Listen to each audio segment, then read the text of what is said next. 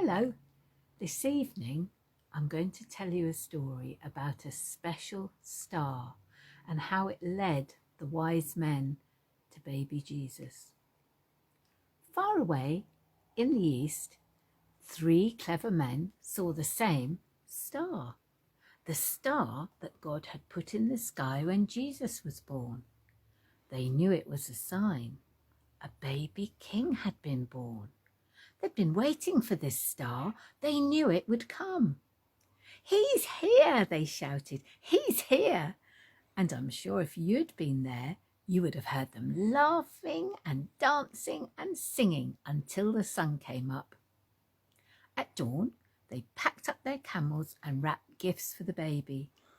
They brought their most precious treasures of all: gold, frankincense, and myrrh.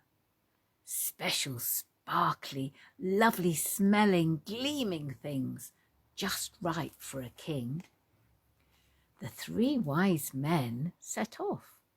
Actually, if you'd met them, you'd have thought they were kings because they were so rich and clever and important looking.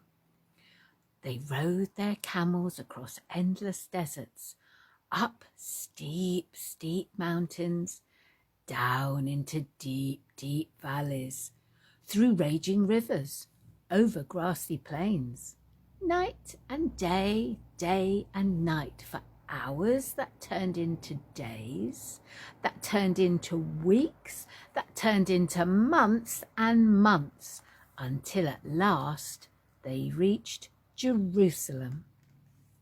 Jerusalem was by far the most important city for miles around, and as anyone can tell you, that's where a palace would be, and kings are born in palaces.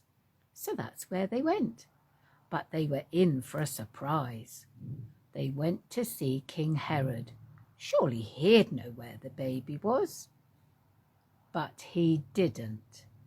In fact, he didn't like the sound of a new king. It made him cross. He didn't want anyone to be king except for him. But Herod's advisors told the 3 wise men what was written in their books, what God had said about the baby king. "Go to Bethlehem, that's where you'll find him." Suddenly the star they'd seen in the east started moving again, showing them the way.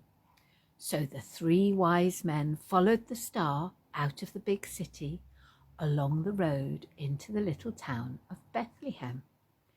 They followed the star through the streets of Bethlehem, out of the nice part of town, through the not so nice part of town, and into the really not nice at all part of town, down a little dirt track, until it stopped right over a little house.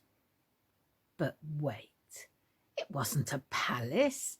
There weren't any guards or servants or flags or red carpets or trumpets or anything. Did they get it wrong? Or was this what God meant? Sure enough, in that little house, there, sitting on his mother's knee, they found him, the baby king. The 3 men knelt before the little king.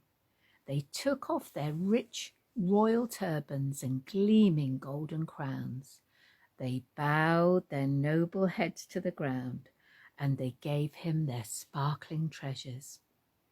The journey that had begun so many centuries before had led 3 wise men here, to a little town, to a little house, to a little child, to the king God had promised David all those years before.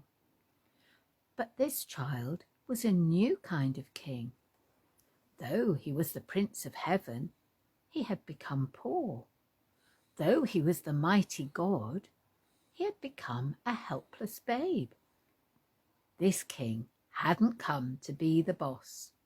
He had come to be a servant.